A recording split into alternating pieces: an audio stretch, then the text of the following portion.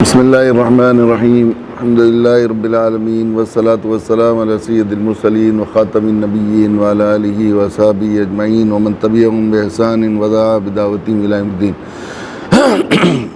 اما بعد فاعوذ باللہ من الشیطان الرجیم بسم اللہ الرحمن الرحیم کنتم خیر امۃ اخرجت للناس تأمرون بالمعروف وتنہون عن المنکر وتؤمنون باللہ وقال سبحانہ وتعالی شہر رمضان الذی انزل فیہ القرآن ھدی للناس وبینات من الھدی والفرقان۔ خواتین و حضرات، ایک پرانا سبق دہرانے کا کو دل چاہ رہا ہے۔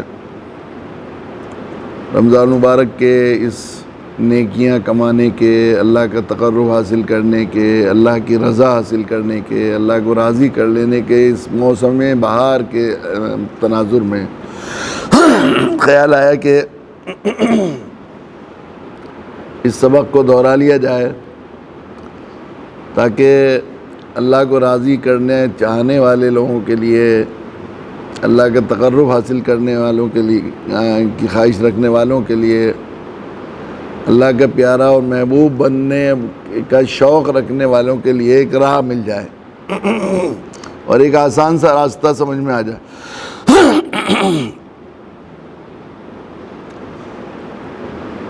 دنیا میں اگر کوئی علمی مسابقہ جو ہے منعقد کیا جائے، ایک کوئز کمپٹیشن دنیا میں، اور اس میں مسائمین اور شرکاء سے ایک سوال کیا جائے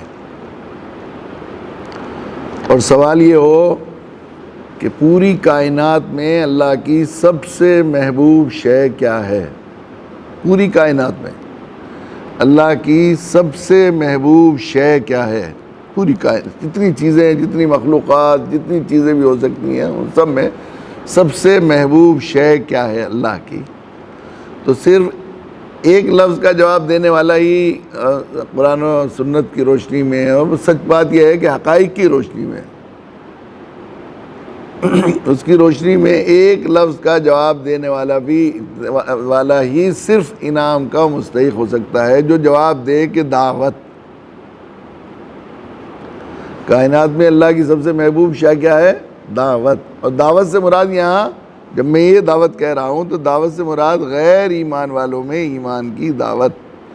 اعمال کی دعوت کی اہمیت سے انکار نہیں کیا جا سکتا۔ اللہ کے انبیاء علیہ السلام نے اعمال کی طرف لوگوں کو بلایا، لوگوں کی اصلاح کی، ان کے اندر انقلاب برپا کر دیا، ان کے اصلاح، ان کے اخلاق کی، ان کی عبادات کی، ان کے معاملات کی، ہر چیز کی اصلاح کی۔ مگر اس سوال کا جواب صرف یہی ہوگا کہ دعوت سے مراد غیر ایمان والوں میں ایمان کی دعوت۔ اور اس کی دلیل یہ ہے میرے پاس کہ پوری کائنات میں اللہ کی سب سے مخلوق، سب سے پیاری مخلوق ہے انسان، اشرف المخلوقات۔ ساری مخلوقات میں جتنی مخلوق بنائی ہے، سب سے زیادہ محبوب مخلوق کون ہے؟ انسان۔ اور سارے انسانوں میں سب سے محبوب شخصیات ہیں انبیاء علیہ السلام۔ پورا قرآن بھرا پڑا ہے ان کے انتخاب پر، ان کے سلیکشن پر، ان کی محبوبیت پر، ان کے پیار پر۔ اولئک الذین ہدیناہم واجتبیناہم، جگہ جگہ قرآن نے ذکر کیا ہے۔ یہ لوگ ہیں جن کو اللہ نے منتخب کیا ہے، جنہوں نے اپنے بارگاہ میں ان کو قبول کر لیا۔ یہ وہ لوگ ہیں انبیاء علیہ السلام۔ اور سارے انبیاء میں سب سے محبوب ہیں جناب رسول اللہ صلی اللہ علیہ وسلم۔ آپ کا لقب ہی، ان کا لقب ہی حبیب اللہ ہے۔ کتنی محبت ہے اللہ کو اپنے حبیب سے۔ قرآن کو جب اس پس منظر میں پڑھا جاتا ہے تو عجیب کیفیت ہو جاتی ہے، بالکل اس میں کچھ۔ مدینہ منورہ میں خاص طور سے حرمین میں حاضری ہوتی ہے، اور وہاں اللہ نے عجیب رکھا ہے کہ اپنے نبی کی محبت کی وجہ سے، اپنے نبی سے غایت درجے کے تعلق اور محبت کی وجہ سے آپ کے شہر کو، آپ کی بستی کو، ہر چیز کو ایک خاص وقار، ایک سکینت، لگتا ہے کہ یہ محبوب کا گھر ہے، یہ محبوب کا وطن ہے، محبوب کا شہر ہے، یہ محبوب کی نگری ہے، اللہ کے محبوب کی نگری ہے۔ بالکل ایسا حال ہے کہ عجیب سکینت، یعنی سردی بھی ہوتی ہے تو سردی ہوتی ہے خوب، گرمی بھی ہوتی ہے، لیکن سردی گرمی ہم لوگ یہ نہیں کہ صحیح بات یہ ہے، کئی دفعہ اس تناظر میں دیکھا کہ شاید ہمیں محبت ہے نبی اکرم صلی اللہ علیہ وسلم سے، اس وجہ سے لگتا ہے، لیکن صحیح بات یہ ہے کہ بالکل غیر جانبدار ہو کر دنیا کے موسموں میں جب مدینہ کے منورہ کے موسم کا موازنہ کیا جاتا ہے تو وہاں کی سردی بھی عجیب، وہاں کی گرمی بھی ایسی، ہر چیز، دھوپ بھی وہاں کی عجیب سی پرکشش ہوتی ہے وہاں کی. اللہ نے رکھا ہے وہاں پر عجیب وقار ہر چیز میں. یعنی ائمہ بھی جو رکھے جاتے ہیں حرم مکہ معظمہ کے جو ائمہ ہیں ان کی قرات دیکھ لیجیے، اور جو مدینہ کے وہ ہیں، اتار چڑھاؤ جو ہوتا ہے نا ایسا، کبھی کھینچ دیا کبھی ذرا آگے ہو گیا، بالکل وقار کے ساتھ سارے ائمہ آخری درجے میں وقار کے ساتھ قرآن مجید پڑھتے ہیں. بقول وہ نواز بھائی نے ایک مرتبہ غزل سنائی تھی وہاں پر، وہ بالکل ایسا حسب حال تھی کہ یہاں آرام فرما ہے محمد، ہواؤں تم دبے پاؤں گزرنا. ایسا لگتا ہے جیسے ہواؤں کو بھی حکم دے دیا گیا ہے دباؤں پاؤں بھی کرنا. دیار مصطفیٰ کی حاضری ہے، دل ناداں سلیقے سے دھڑکنا. دل بھی وہاں جا کے سلیقے سے دھڑکنے لگتا ہے، ایسے صورتحال ہے، ایسا عجیب محبت ہے. تو وہاں پر جو ائمہ پڑھتے ہیں، حرم کے ائمہ وہ پڑھتے ہیں، اور وہ ہمیں ہمارا عقیدہ ہے کہ اللہ کے نبی صلی اللہ علیہ وسلم اپنی قبر اطہر میں حیات ہیں.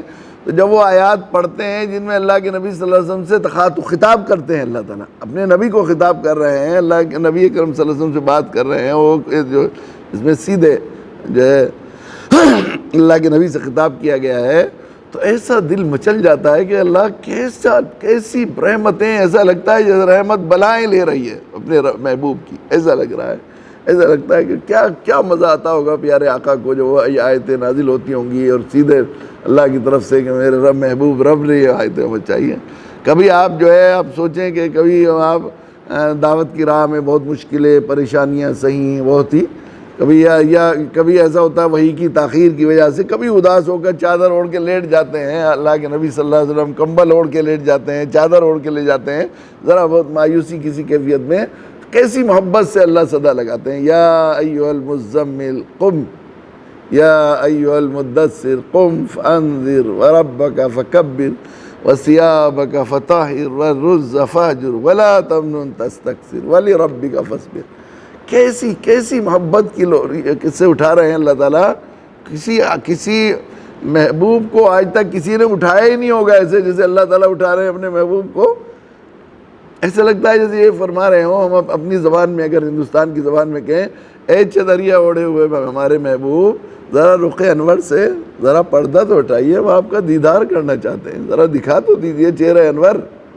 کہاں چادر اوڑھ کے لیٹ گئے، کہاں کمبل اوڑھا دیا، ذرا چہرہ ہٹائیے تو صحیح، ہم دیدار کرنا چاہتے ہیں. ایسی محبت. بہت شکستگی کی حالت میں کفار مشرکین برا بھلا کہہ رہے ہیں، ستا رہے ہیں، کچھ کر رہے ہیں، تو بہت دل ٹوٹ گیا ہے آقا کا. تو معلوم ہے ہمارا محبوب اس وقت دل دکھا ہوا ہے، تو کیسی تسلی دی. فاصبر لحکم ربک فإنک بأعیننا. آئے ہمارے محبوب، ہمارے رب، اپنے رب کے حکم سے آپ صبر کیجئے، آپ تو ہماری اکھیوں میں ہیں، آپ تو ہمارے آنکھوں کا تارا ہیں. کیسی محبت سے صدا لگ، آپ تو ہماری اکھیوں، کیسی محبت. آپ ذرا دیکھیے کہ سورہ حجر میں اللہ تعالیٰ قوم لوط کی انتہائی کری نامناسب اور انتہائی ذلیل حرکت کا ذکر کر رہے ہیں، بہت ہی جلال غصے کے لہجے میں. آپ پورا پڑھیں گے قرآن سورہ حجر پڑھیں گے تو آپ کو اندازہ ہوگا کہ اس حرکت سے جو اغلام بازی کی اور لواطت کی، لڑکوں کے ساتھ بری حرکت کرنے کے، کتنا اللہ تعالیٰ ناپسند کرتے ہیں. اور اس کا ذکر جہاں بھی قرآن میں کیا ہے، اور سزا بھی دی گئی ہے ان کو. قوم لوط کو کیسے بستیاں پلٹ دی گئی، اور دوسری قوموں کو ایک ایک سزا دی گئی، لیکن ان کو کئی سزائیں دی گئی ہیں. بستیاں پلٹ دی گئی، ان پر اوپر سے پتھر برسائے گئے، ان پر یہ ہوا، ایسی گناہ، ایسا جرم ہے. اتنے جلال میں ذکر کر رہے ہیں اللہ تعالیٰ، لیکن نبی کی طرف تخاطب متوجہ ہوتا ہے تو ایسا لگتا ہے جیسے برحمت بلائیں لے رہی ہو. فرمایا لعمرک انہم لفی سکرتہم یعمہون. آپ کی جان کی قسم، وہ اپنے نشے میں مدہوش تھے. ہمارے محبوب، آپ کی جان کی قسم، ایسا میری جان تیری جان کی قسم، اگر بالکل دیہاتی زبان بولے تو ایسا لگتا ہے. ایسی محبت کے ساتھ اللہ تعالیٰ خطاب فرما رہے ہیں. اتنی محبت ہے اپنے نبی سے، کائنات میں آپ سے زیادہ کوئی محبوب نہیں. خود اس محبوب نبی جناب رسول اللہ صلی اللہ علیہ وسلم نے اپنی محبوبہ حضرت عائشہ رضی اللہ تعالیٰ عنہ سے ایک مرتبہ یہ بات ارشاد فرمائی کہ عائشہ، دین کی دعوت کی راہ میں جتنا میں ستایا گیا ہوں کوئی نبی نہیں ستایا گیا. گویا اپنے اس حبیب کو، اتنے محبوب نبی کو دعوت کی راہ پر بلی چڑھا دی، سب کچھ قربانی دینی پڑی، گھر چھوڑنا پڑا، ہر تکلیف سہنی پڑی. اس سے بات معلوم ہوئی کہ دعوت اللہ کے نزدیک اپنے حبیب سے بھی زیادہ محبوب ہے. حبیب تر پر حبیب کو قربان کیا جاتا ہے. جو اس سے زیادہ محبوب ہوگا اسے تو قربان کریں گے. تو معلوم ہے دعوت اللہ کے نزدیک اپنے حبیب سے بھی زیادہ محبوب ہے. تو میں نے عرض کیا کہ سوال کا جواب کائنات میں سب سے محبوب شے کیا ہے اللہ کی؟ تو جواب کیا آئے گا؟ صرف کہ دعوت. دعوت سے مراد غیر ایمان والوں میں ایمان کی دعوت. اس لیے کہ اعمال کی دعوت میں اللہ کے نبی صلی اللہ علیہ وسلم کو ایک کانٹا بھی نہیں چبھا کبھی. پوری آپ کی سیرت موجود ہے. کبھی نماز کو کہہ رہے ہوں، کسی کو زکوٰۃ کے لیے فرمایا ہو اللہ کے نبی نے، کسی نے صحابی نے آنکھ اٹھا کر دیکھا ہو ہمارا مال کیوں لینا چاہ رہے ہیں، ہمیں سوتے ہوئے کیوں اٹھا دیا، کیوں کر دیا، ایسا کہیں نہیں ہے.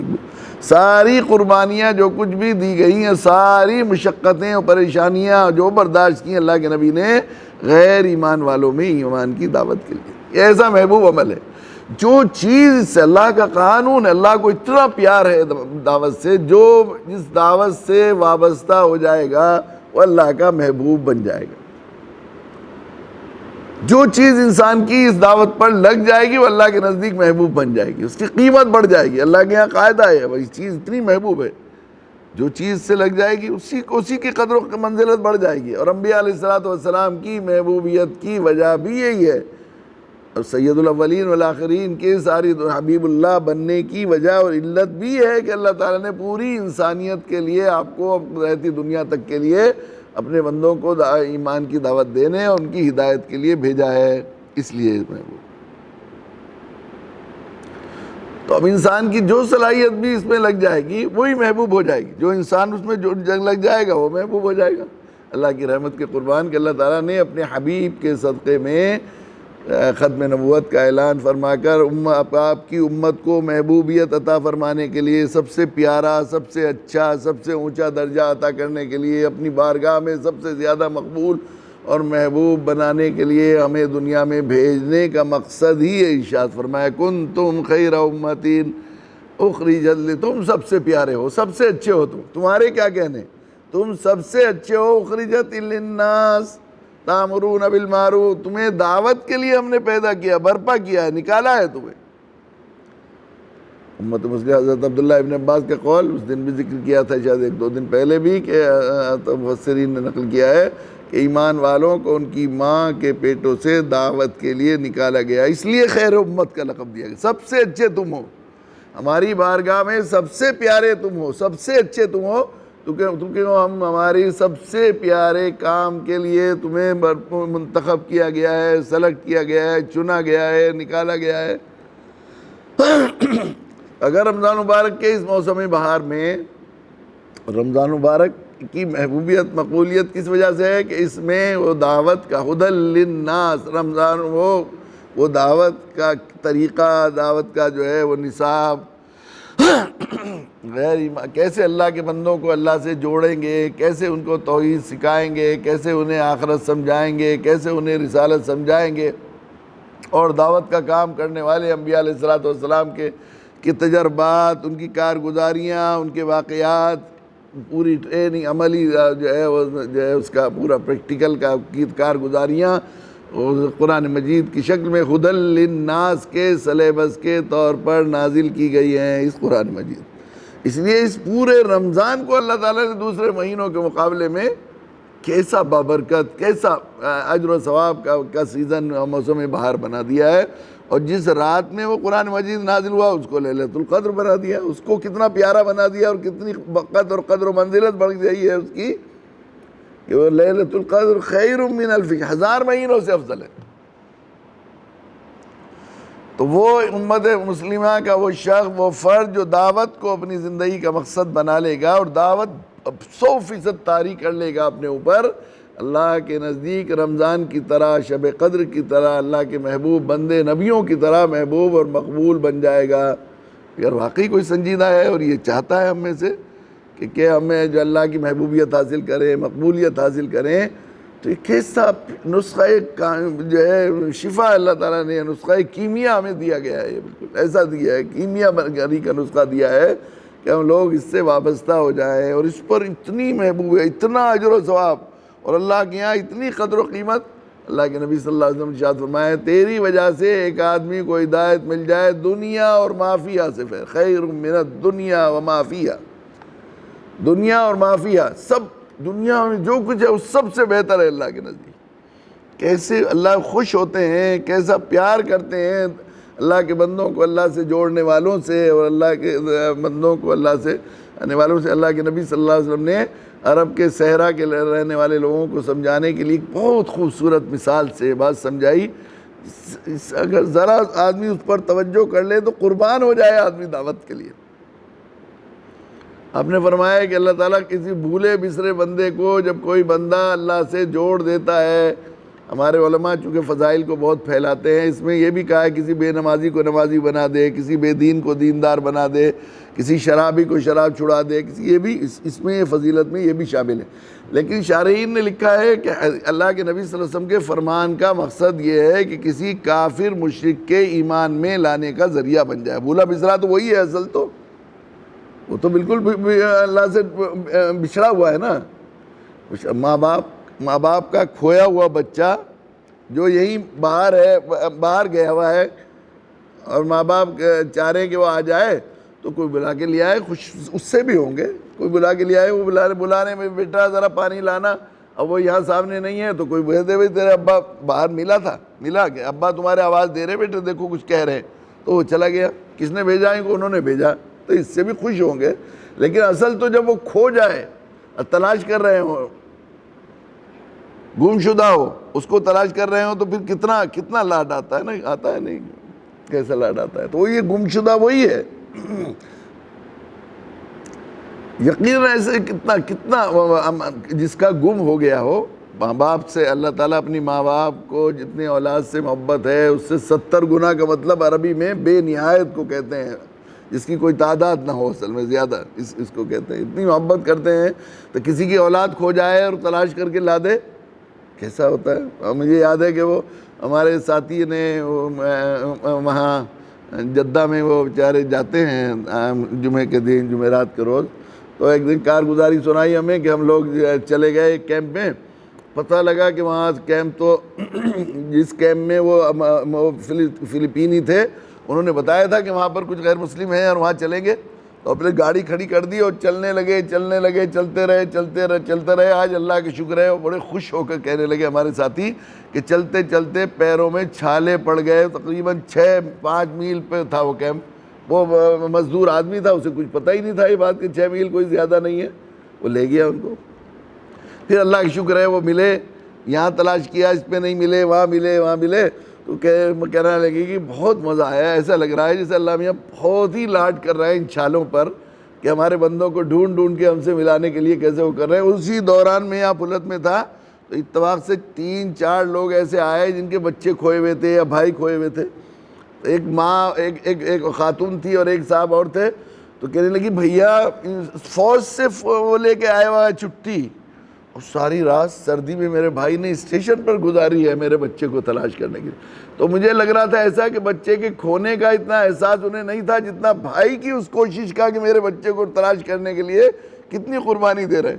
تو مجھے خیال آیا کہ اللہ تعالیٰ کتنا خوش ہوتے ہوں گے ان بندوں سے جو اللہ کے بندوں کو تلاش کر کے اللہ سے ملا رہے ہیں۔ اور یہ جو اللہ کے نبی صلی اللہ علیہ وسلم نے مثال دی ہے، بالکل وہ مثال سے سمجھ میں آتا ہے کہ اللہ کو کتنا پیار آتا ہے کہ کسی بھولے بسرے بندے کو اللہ سے جوڑ دیتا ہے، تو اللہ تعالیٰ اتنا خوش ہوتے ہیں، اتنا راضی ہوتے ہیں اور اتنا پیار کرتے ہیں اس سے، اتنا خوش ہوتے ہیں کہ ایک صحرا میں ایک آدمی سفر کر رہا ہے، ریگستان میں سفر کر رہا ہے اونٹ پر، اور دوپہر کو تھک کر وہ درخت کے نیچے اونٹ کو باندھ کر سو گیا۔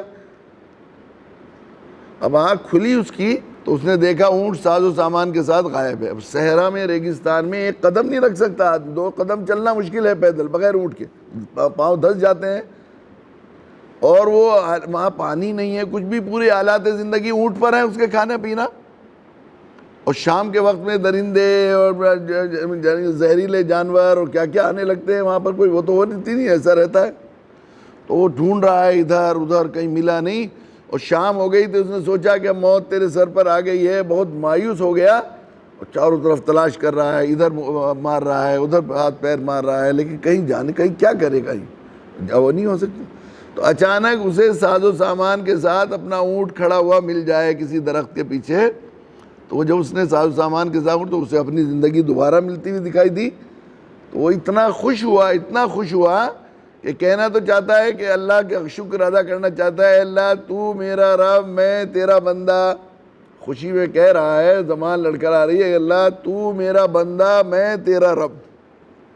جیسے یہ بندہ، اللہ تعالیٰ کی شان بے نیاز ہے، اس سے اللہ کی شان تو بالکل بری ہے، ایسا نہیں ہے اللہ کے یہاں خوشی یا غم کسی کے لیے نہیں ہے، لیکن اللہ کے نبی صلی اللہ علیہ وسلم نے ہمیں اس دعوت کی اہمیت بتانے کے لیے، اللہ کتنا خوش ہوتے ہیں اللہ کے نزدیک، دعوت کا کام کتنا پیارا ہے، کتنا محبوب ہے، یہ سمجھانے کے لیے چھوٹے بچوں کو جب سمجھانا ہوتا ہے تو توتلی زبان بولی جاتی ہے نا، تاکہ ان کی عقل کلم الناس علی قدر یقولون۔ اللہ تعالیٰ کے نبی ہماری سطح کے مطابق اللہ کا پیار، اللہ کی محبت بتا رہے ہیں کہ وہ کہنا تو یہ چاہ رہا ہے کہ اے اللہ تو میرا رب میں تیرا بندہ، زبان لڑکھڑائی وہ کہہ رہے ہیں اے اللہ تو میرا بندہ میں تیرا رب۔ جتنا یہ بندہ خوش ہوتا ہے جس کا اونٹ مل گیا، اس سے زیادہ اللہ اس بندے سے خوش ہوتے ہیں جو کسی بندے کی ہدایت کا ذریعہ بن جاتا ہے۔ تو یہ اتنا پیارا عمل ہے دعوت، اللہ نے اس کے لیے ہمیں پیدا کیا، اس کے لیے ہمیں برپا کیا، اس کے لیے ہمیں ختم نبوت کا اعلان کیا، ایک پورا پلان بنایا، مشیت، اللہ کے یہاں خزانے میں کوئی کمی نہیں تھی نبوت کی، ہمیں نوازنے کے لیے، ہمیں محبوب بنانے کے لیے، ہمیں پیارا بنانے کے لیے، پھر ہمیں یہ اس پورے دعوتی کام کو سمجھانے اور سکھانے کے لیے اللہ تعالیٰ نے قرآن مجید نازل کیا۔ پھر قرآن مجید ہم پر طاری کرنے کے لیے کیسے ہم قرآن مجید سے زیادہ سے زیادہ چلتا پھرتا قرآن بنیں، اس سے فائدہ اٹھائیں، اس نصاب کے ہم ماہر بن جائیں، اس کے لیے رمضان مبارک کا پورا مہینہ قیامت تک کے لیے قرآن کا جشن، قرآن پڑھا جاتا ہے، قرآن سنا جاتا ہے۔ وہ آدمی جو کبھی قرآن ہاتھ میں نہیں لیتا، قرآن سے دوری پیدا ہو گئی ہے، رمضان کا چاند دکھا کہ اسے قرآن سے مناسبت پیدا کر دی جاتی ہے۔ ایسا لگ گیا ہے جیسے قرآنی فضا میں، ہوا میں قرآن پھیلا دیا گیا، ہدی للناس، اللہ بندوں کی ہدایت کا سامان فراہم کر دیا جاتا ہے۔ یقیناً یہ مہینہ ایسا ہے اس میں ہدایت اتاری جاتی ہے، اس میں کوئی شک نہیں ہے۔ مجھے یاد ہے کہ چند دن پہلے، 2-3 سال پہلے کی بات ہے کہ وہ جو ہے یہ امبانی جو ہیں، انل امبانی، ہندوستان کے سب سے بڑے تاجر ہیں، ان کے چچا زاد بھائی، ان سے جو ہے مجھے بمبئی میں ہم لوگ گئے، حافظ مبشر بھی ساتھ میں تھے، تو ایک ڈاکٹر صاحب وہاں ہیں بیچارے وہاں، تو وہ اصرار ان کے یہاں انہوں نے اصرار کیا، ہمیں وہاں مدینہ منورہ میں ملے تھے وہ تو انہوں نے اصرار کیا کہ ہمارے یہاں کھانا کھا لیجئے، بہت اصرار تھا تو ہم لوگ گئے، ہمیں اندازہ نہیں تھا، میرا روڈ پر وہ رہتے تھے، تو وہاں کھانا کھانے کے لیے گئے تو بہت اصرار کرنے لگے کہ حضرت وہ کچھ بیچارے مہاجر بھائی ہیں، جو کچھ لوگ ایسے ہیں جنہوں نے ابھی اسلام قبول کیا ہے، میں ان سے آپ کو ملوانا چاہتا ہوں اور کرنا چاہتا ہوں۔ تو میں نے کہا کہ اچھا، میں نے کہا ٹکٹ ہمارا بنا ہوا ہے کہ ٹکٹ بدلوا دیں گے، یہ کر دیں گے، وہ کر دیں گے۔ تو ان میں جن لوگوں سے انہوں نے ملوانے کا وہ کیا تھا، ان میں ایک ان کے انل امبانی جو ہیں، ان کے چچا زاد بھائی بھی تھے۔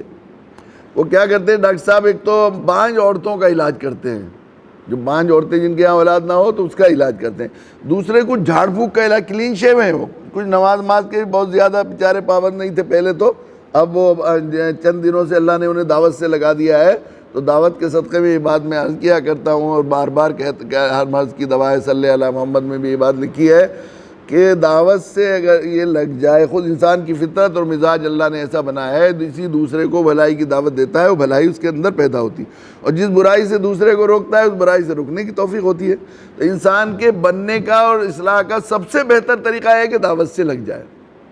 شیطان کا ایک بہت بڑا دھوکہ یہ بھی رہا ہے کہ ہم پہلے خود صحیح ہو جائیں تب دعوت کا کام کریں گے، ہم تو خود ہی بگڑے ہوئے ہیں، ہم دوسرے کو کیا بلائیں گے، یہ غلط ہے، یہ نہیں ہے صحیح کہ ہم پہلے صحیح ہو جائیں، بلکہ ہم خود صحیح ہو جائیں گے دعوت سے، ہوں گے ہم صرف جب تک دعوت پر نہیں لگیں گے، اس وقت تک اللہ نے جو سسٹم، جو نظام بنایا انسان کی اصلاح کا، اس سے زیادہ فطری نظام کوئی اور نہیں ہو سکتا۔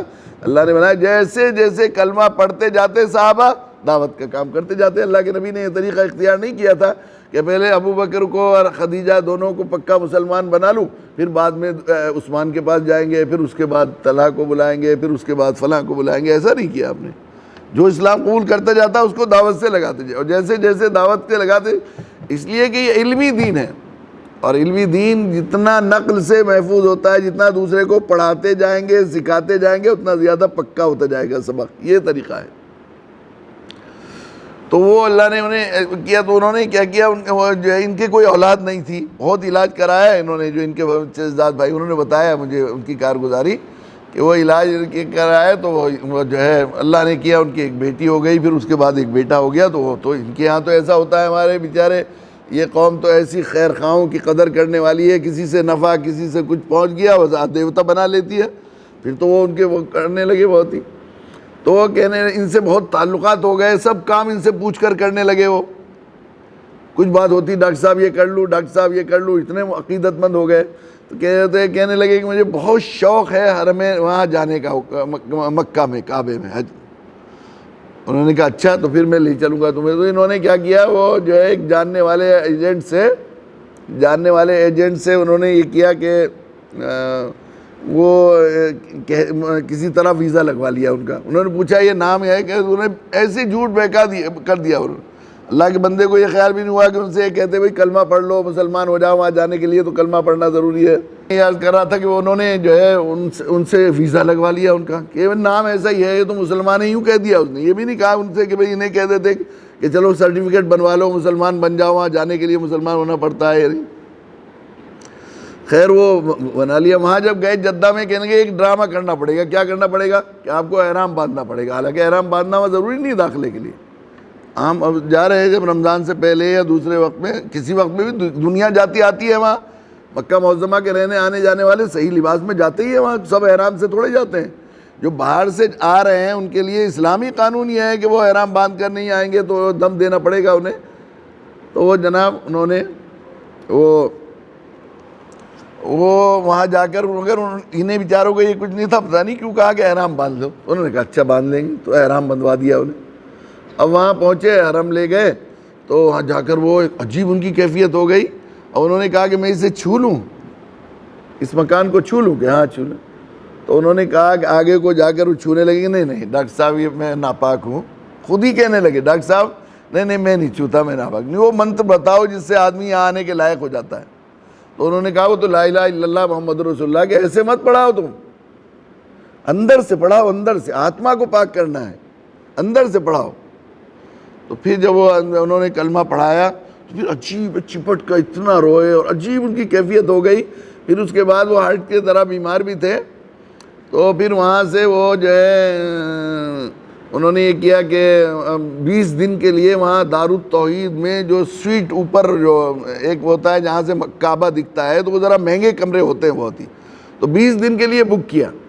اور کہتے تھے نماز پڑھنے آتے تھے اور وہیں کھڑے رہتے تھے، نماز پڑھنے آتے تھے وہیں کھڑے رہتے، وہیں بیٹھے رہتے، وہی سیڑھی سے بس کعبہ دیکھتے رہتے تھے.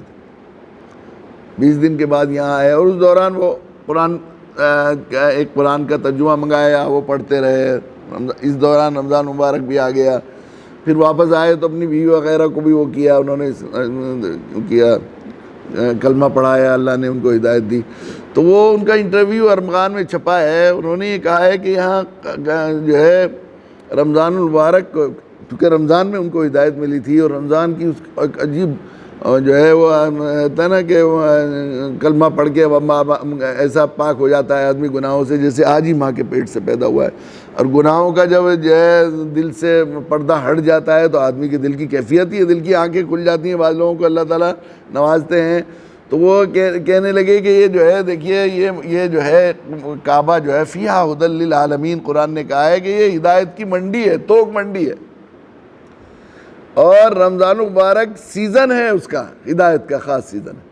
تو یہ کہنے لگے کہ میں یہ اللہ کو کر کے 100 دفعہ اللہ سے معافی مانگ کر اور معذرت کر کے اور بڑائی سے کان آنکھ یوں پکڑ کر کہنے لگے کہ اگر میری آنکھوں پر پٹی باندھ کر کسی آدمی مجھے گھماتا رہے اور لے جاتا رہے اور بغیر مجھے بتائے اگر حرم کے حدود میں داخل کر لے، تو میں 100% بتا دوں گا کہ اب ہدایت کی اس منڈی میں آ گئے ہم، یہاں پر ہدایت کی ہوائیں چل رہی ہیں، ہدایت کا نور یہاں چل رہا ہے. آنکھوں پر پٹی باندھ کر اگر مجھے کوئی حرم لے آئے تو میں بتا دوں گا کہ دنیا کے مقابلے میں یہاں پر جو ہدایت کا ماحول ہے اور جو ہدایت کے انوارات اور برکات اور ویوز ہیں، وہ دنیا میں اس کا عشر و عشیر بھی نہیں ہے. اور کسی ایسی بستی ہو کہ یہ بھی بات میں یقین سے کہتا ہوں، مجھے یقین ہو گیا ہے، کئی رمضان گزر گئے ہیں کہ اب ایسی کیفیت ہوتی ہے کہ اگر وہ جو ہے کوئی آدمی جو ہے ایسی جگہ مجھے بسا دے جہاں رمضان و بے رمضان کچھ پتہ نہ لگے، نہ چاند کا پتہ لگے نہ کچھ کا پتہ لگے، اس حال میں رمضان کا سیزن آ جائے اور چاند آ جائے، تو میں اللہ سے بالکل معافی مانگ کر 100 بار معذرت کر کے آپ سے بڑائی سے معذرت کر کے کہہ رہا ہوں کہ میں 1000% یہ بتا دوں گا بالکل کہ اس وقت رمضان کی کا جو ہے موسم شروع ہو گیا ہے، اللہ کی ہدایت کی خاص ہوائیں چلنے لگی ہیں۔ وہ یہ کہہ رہے ہیں کہ مجھے بالکل ایسا ہو گیا ہے، رمضان کی جو برکتیں اور ہدایت کی ہوائیں وہ الگ ہی سے دکھائی دیتی ہیں۔ تو یہ ہدایت کا وہ سیزن ہے، موسم ہے، اس میں اگر ہم لوگ ہدایت کے سلسلے میں یوں بھی اگر ہم اللہ کے مقبولیت اور محبوبیت حاصل کرنا چاہتے ہیں، اللہ کے پیارے بننا چاہتے ہیں، اللہ کے محبوب بننا، تو اللہ تعالیٰ نے ہمیں محبوب بنانے کے لیے نسخہ کیمیائی دعوت کے طور پر دیا ہے ہمیں۔ اب اس کے لیے ہم دعاؤں کا سیزن بھی ہے، تو ہمیں جو ہے دعائیں بھی مانگنی چاہیے خوب زیادہ، اپنے لیے بھی، بندوں کی ہدایت کے لیے بھی دعائیں مانگنی چاہیے۔ اور ہم لوگ 100% ٹوٹا پھوٹا کسی لائق تو نہیں ہے، مگر اللہ نے بھکاری تو بنا دیا ہے اس لائن کا، تو ہم لوگ خود بھی اپنا تجربہ یہ محسوس کرتے ہیں اور اپنے ساتھیوں کا تجربہ بھی ہے کہ جب جس رمضان میں ذرا خوب کیفیت کے ساتھ اور خوب اہتمام کے ساتھ اور مشن بنا کر ہدایت کے لیے دعائیں مانگی جاتی ہیں، تو وہ سال ہدایت کے لیے اور دوسرے فتوحات کے لیے دوسرے سالوں کے مقابلے میں جن میں وہ اس طرح کا التزام ہو نہیں پاتا ہے، وہ کہیں خاص ممتاز ہوتا ہے۔ تو ہمارے لیے موسم ہے، اور خاص طور سے عشر اخیرہ، یہ تو بہت ہی خاص سیزن ہے، اور خاص اس میں شب قدر بھی ہوتی ہے، وہ جس کی برکتیں، جس کی فضیلت صرف ہدایت کا نصاب نازل ہونے کی وجہ سے ہیں۔ تو وہ جو ہے مجھے اس میں ہمیں یہ راتیں، خصوصاً یہ آخری عشرے کے بارے میں دیکھیے، اللہ کے نبی صلی اللہ علیہ وسلم، چونکہ ہمیں یہ بات بھی کئی دن سے مسلسل عرض کی جاتی رہی ہے کہ اللہ کی محبوبیت اور مقبولیت حاصل کرنے کے لیے اللہ نے ضابطہ اور قاعدہ یہ بتایا ہے کہ ہر وہ عمل اللہ کے یہاں مقبول محبوب ہوگا، اور وہ طرز حیات مقبول و محبوب ہوگا جو نبی اکرم صلی اللہ علیہ وسلم کی اتباع و پیروی میں انجام دیا جائے گا، نبی کی سنت کے مطابق ہوگا۔ تو اللہ کے رسول صلی اللہ علیہ وسلم عشرہ اخیرہ میں خود بھی جاگتے تھے اور اپنے گھر والوں کو، اہل خاندان، اپنے تعلق والوں کو بھی جگانے کا اہتمام کرتے، صحابہ کو بھی جگانے کا اہتمام کرتے تھے، اپنے گھر والوں کو۔ تو جاگنا اور عبادت کرنا یہ الگ ایک نیکی ہے، اور گھر والوں کو جگانا اور اہل تعلق کو جگانا، ان کو بیدار کرنا، یہ الگ ایک نیکی ہے، اس کا بھی اجر ہوتا ہے۔ تو ایسے وقت میں ہم لوگ خود بھی دعاؤں کا اہتمام کریں اور عزائم بھی کریں، اپنے ارادے بنائیں، اپنے منصوبے بنائیں، اللہ سے ان کی منظوری کرائیں، اور ہدایت کے لیے بھی اپنے آپ اپنی ملازمت پکی کرنے، اللہ ہمیں ہدایت کے لیے قبول کر لے، اس کے لیے بھی وہ جو ہے ہم لوگ دعائیں کریں، اور اللہ کے بندوں کی ہدایت کا فیصلہ ہو جائے، ہمارے ملک میں ہدایت کی ہوائیں چل جائیں، دنیا میں ہدایت کی ہوائیں چل جائیں۔ جو دعا میں نے عرض کیا دعوت کے لیے کی جائے گی، اللہ کو دعوت کا عمل اتنا مقبول اور محبوب ہے کہ دعوت کے لیے کی جانے والی دعا مانگنے والا بھی اللہ کے یہاں مقبول محبوب ہو جاتا ہے۔ اور ان دعاؤں کے بیچ میں، دعوت کی اور ہدایت کی دعاؤں کے بیچ میں جو دعائیں ملا کر مانگی جائیں گی، اللہ تعالیٰ دعوت کی دعاؤں کی برکت سے اللہ تعالیٰ ان کو بھی مقبول محبوب بنا لیتے ہیں۔ اللہ تعالیٰ ہمیں توفیق دے کہ اللہ نے ہمیں اس نعمت عظمیٰ کی ہم قدر بھی کریں، اس کا شکر بھی کریں کہ اللہ تعالیٰ نے ہمیں محبوبیت عطا کرنے کے لیے، اپنا پیارا بنانے کے لیے سب سے پیارے عمل دعوت کو ہمارا منصب بنایا۔ اللہ ہمیں توفیق عطا فرمائے۔ وآخر دعوانا الحمدللہ۔